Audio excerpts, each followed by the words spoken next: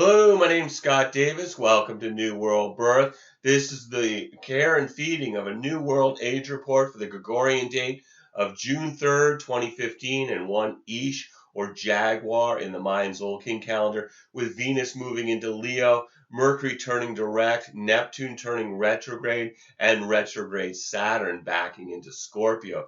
June 3rd is 1 eesh or Jaguar. It carries the themes of shamanism, earth magic, strength and intellect, spirit of the jungles, gratitude, speed and stealth, mother nature, feminine and feline energy, mysticism, and expansion of consciousness. The Jaguar represents the primal spiritual force that inhabits all of us.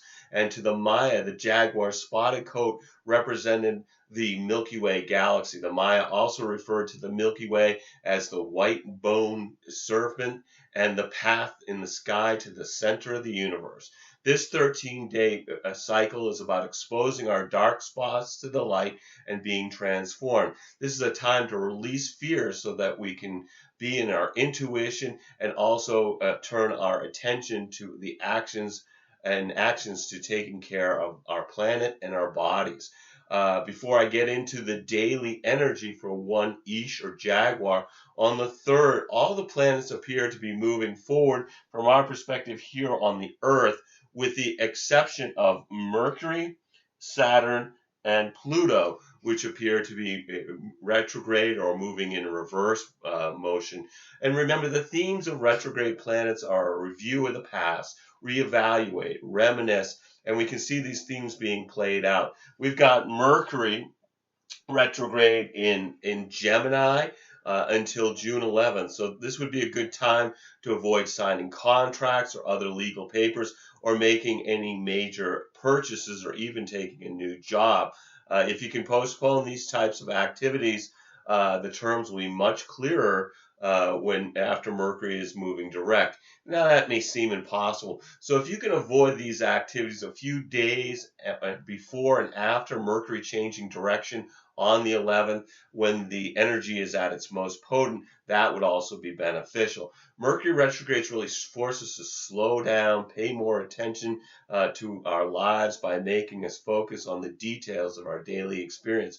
And when looking at the retrograde cycle of any of the personal or inner planets, it provides information about a correction to our present course. A Saturn retrograde is reviews our commitments, plans, what we do for work, and the structures of our lives. And this one's a little more complicated than most because Saturn begins its apparent reverse movement in Sagittarius, but then eventually backs into Scorpio. Happens to be during this trecena. Saturn retrograde is a real taskmaster that demands that we take responsibility to review our beliefs while in Sagittarius and our ethics while in Scorpio. And then when Pluto is retrograde, the planet of transformation through death and rebirth cycle, this is about reviewing the past. Releasing anything from the past that's a burden to our new path. Pluto's in Capricorn is determined in exposing our darkness and destroying the old order so that we can rise up like the phoenix from the ashes and soar again. Capricorn is about large structures, including banks, governments, corporations, and religions. Pluto's in Capricorn until 2023, where it is destroying and regenerating the structures that are the foundations of our society, represented by Capricorn. This is a time of a cosmic course correction for the entire planet. So we cannot just continue to harm Mother Earth for the economic gain of a few. It's the resistance to Pluto's lessons of letting go of the past that tend to bring tragedy and pain. One big change during there's a couple big changes during the 1 Jaguar trecena. Mercury, of course, is turning direct, and Neptune is turning retrograde. And we've talked a lot about Mercury retrograde, and so let's talk about Neptune. Neptune moves retrograde on the 12th, the day after Mercury turns direct. Neptune is in Pisces, so it's slowing to a stop as it prepares to turn retrograde on June 12th. When a planet is stopped, it's said to be at the peak of its power. So Neptune is at the peak of its power in its own sign of Pisces during the beginning of June and during this Trisena. It's seeking transcendence through spiritual experiences. This will be a time to use our spiritual practices to keep us grounded as we expand our intuition and consciousnesses. Both Neptune and Pisces, the sign that rules, tend to be dreamy, imaginative, difficult to nail down to their qualities of illusion and illumination, and often without any way to know which is which. They represent compassion and codependence, selflessness and the loss of self, higher purpose and substance abuse. In their inspiration to transcend the material plane and their experiences for something beyond words and thoughts. Neptune's going to be in Pisces from 2011 until 2026. Being an outer planet, Neptune is retrograde almost half of the year. It will be turning direct on November 18th of 2015. Retrogrades, again, are a review of the past. They turn our perspective inward regarding the themes that they rule. So during the next 5 months, Neptune retrograde in Pisces has us moving deeper into our spiritual life or avoiding such experiences. And I think it's important to keep our foundation in the realm of spirit as we are about to experience Saturn square Neptune at the end of 2015 and throughout 2016, particularly peaking in June of next year. Saturn represents structures, limitations, boundaries, foundation, oppression, reality, the status quo, and then challenged by Neptune, which dissolves, fogs, casts a veil that obscures. We're moving into a time of dissolving structures, unclear foundations, limits that seem obscured and perhaps are no longer present. But then they could be just lurking like a rock below the waves as your boat tries to navigate the fog of Neptune. This could also be dreams, Neptune becoming real Saturn through hard work and inspiration. This could be borders between countries, Saturn disappearing, Neptune, or becoming blurred. Laws and responsibilities, Saturn becoming unclear and without compassion for all, Neptune. Infrastructures collapsing. So using the Neptune retrograde to return to your spiritual roots will be an important energy to nurture as we are about to have 2 years of challenging Saturn square Neptune, dissolving foundations that we've begun to believe are solid. So finding your own peace in our connection to spirit will be an important quality to cultivate now for the tumultuous road ahead. So let's look at the daily vibrational energies of this Trisena. June 3rd is one eesh or Jaguar. It's about unity experienced through enjoying nature in the Mayan Zolkin calendar. I'm not going to be covering the daily lunar activity in these reports other than new and full moons, but that information is available on the New World Birth daily Facebook posts and on the blogger New World Birth blog. Excuse me. The 4th is 2 men or eagle, duality experienced through seeing from a higher perspective in the Mayan Zolkin calendar. June 5th is 3 Keeb or wisdom, taking action through introspection, meditation, and forgiveness. And at this point, we have Venus moving into Leo, which brings a flamboyant, dramatic effect on our romances and social gatherings. People may be more inspired to splurge on gifts for loved ones over the next 3 weeks. This lifts people's spirits and brings more joy and creativity into our interpersonal relationships. And with Venus joining Jupiter in the sign of Leo, the lion, we could we might see that these themes become even more extravagant and expansive. And then on the 6th, we have 4 Kaban or Earth, stability through gratitude for Mother Earth. And at this point, Venus is in a trine to Saturn. So from our perspective here on the Earth, this is a 120-degree angle. Venus trine Saturn brings some reality, stability, and clearer perspective on our relationships. People will recognize their loved ones as human. As long as we live up to our obligations, they will likely do the same. Venus is also about money. So this may have folks being more conservative with their limited resources. Relationships begun under this transit tend to be stable and sobering, but more practical than romantic. June 7th is 5 Etsnob or Flint, empowerment through being introspective in the Mayan Zolkin calendar. The 8th is a 6 Kawak or storm, being in the flow through recognizing the gifts of adversity with the sun in a sextile to Jupiter. So from our perspective here on the Earth, this is a 60-degree angle. Sun sextile Jupiter is very positive for almost any type of activity. It brings a positive frame of mind that can be applied towards success. This is considered to be a lucky transit, influencing activities to work out as planned. It's great energy to be with friends or work harmoniously in group situations, as there is strong energy to be included in something bigger than oneself. This is also good to reflect on our lives and our goals. But it does caution against blindly assuming that everything will work out perfectly. So we might want to review our plans for the future. With Jupiter involved, it's easier to see the big picture.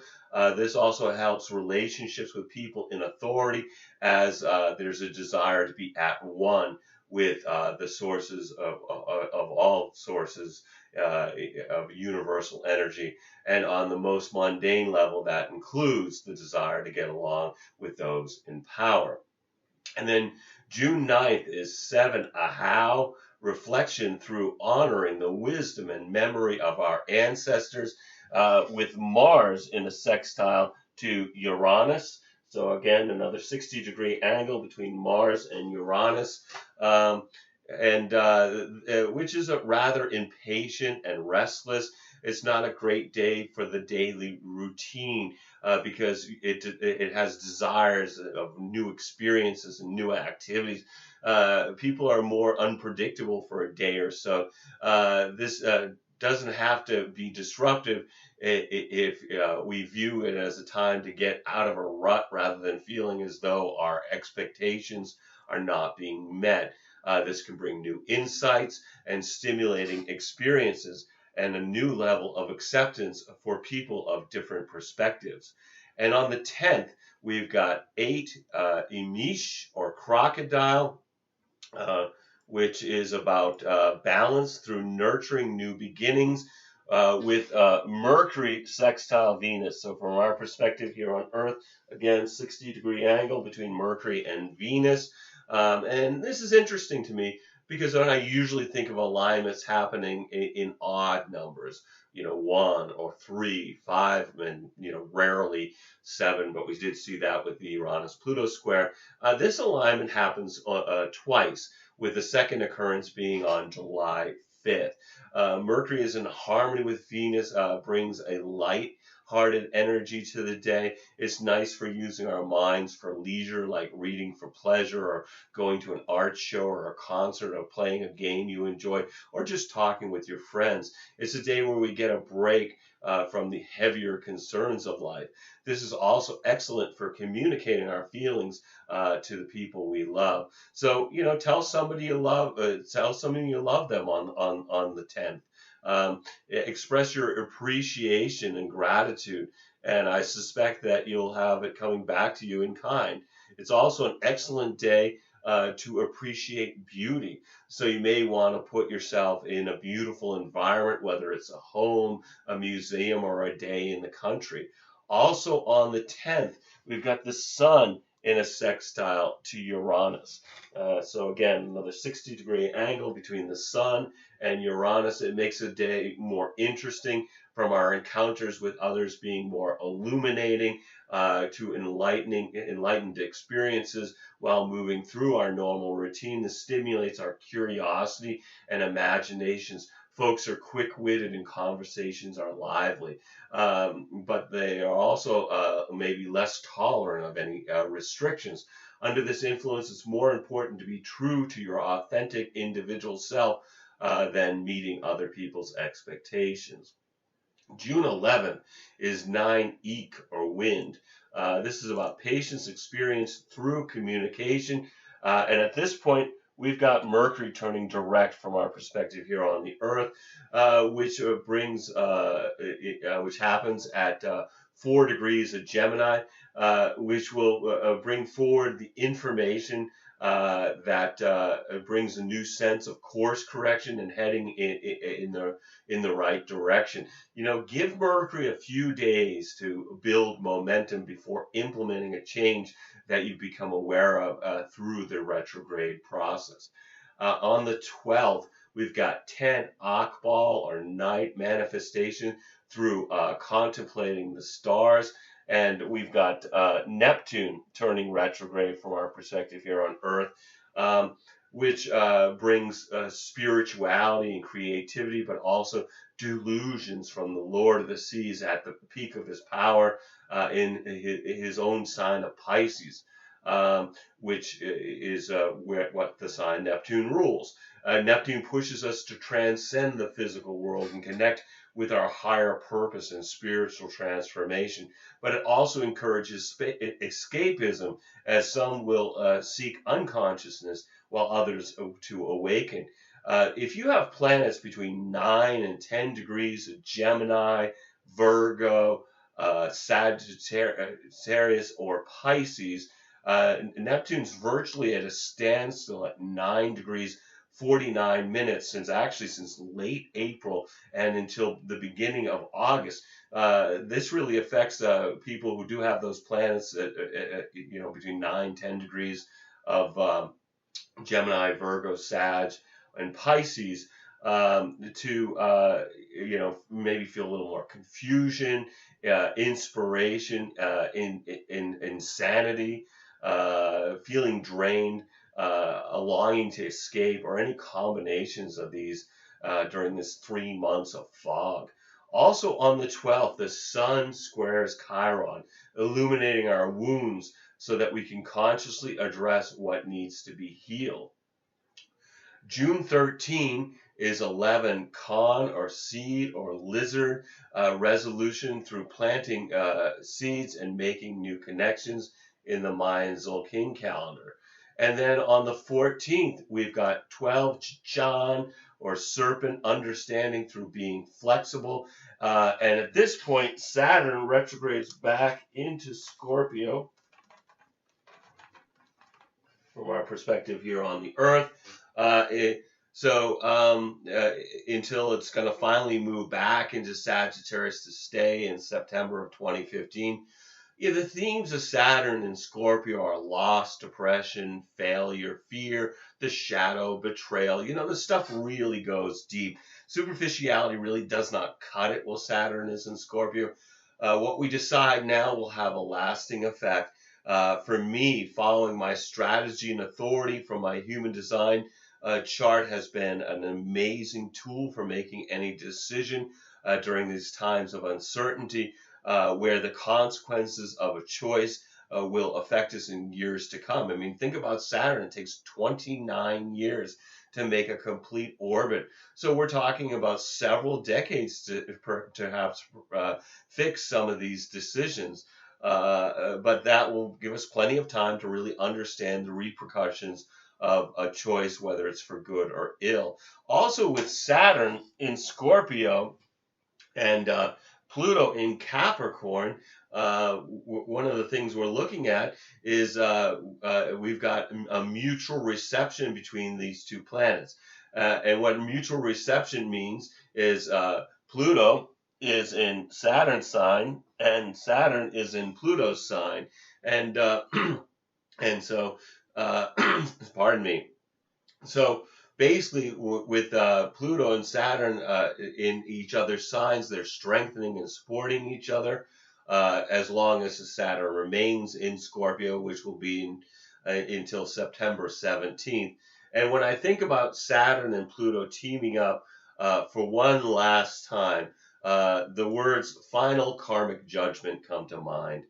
Also on the 14th, we've got the Sun conjunct Mars. So from our perspective here on the Earth, the Sun and Mars are at the same degree of Gemini, bringing great energy for starting projects, particularly one that you want to work on yourself without having to deal with group dynamics where compromise is important. This is also brings a surge of physical energy that should be channeled into vigorous activity. Otherwise, it could feel very itchy and irritable as when repressed, like sitting behind a desk and watching your life slip away. So this energy is where the individual becomes recognized. If you have a meaningless desk job, this is a day to take a mental health day and do something creative.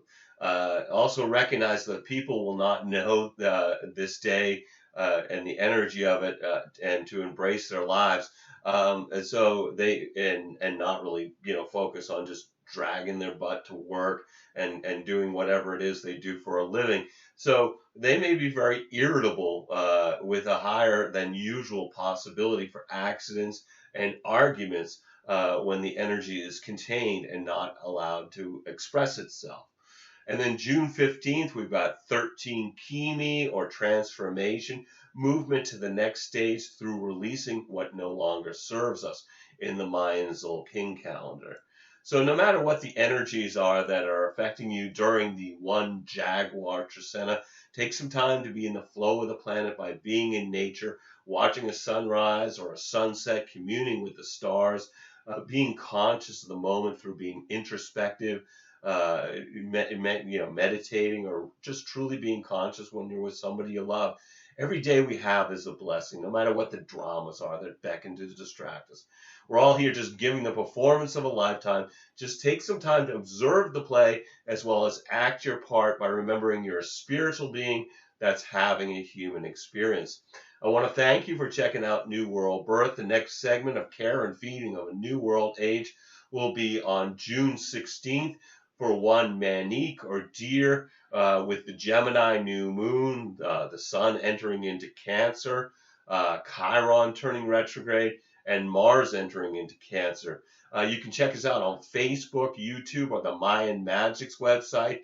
And I encourage you to share this information as videos or as text as widely as you choose. And as always, I invite you to contact me at newworldbirth@yahoo.com if you have any questions or you wish to schedule a reading. And I am providing readings and wish to make this service available to the greatest amount of folks. So I created 3 different options with 3 levels of compensation. If you've been thinking about getting a reading, please contact me. I would love to provide you a reading during these uncertain times. You'll need to be able to either call me in Maine in the USA, or we can connect with Skype to receive your reading.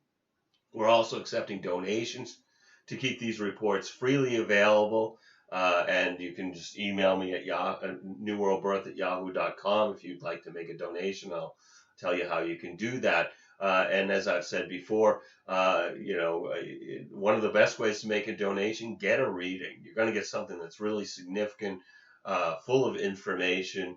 And if you can afford it, I definitely suggest getting the option with the recording.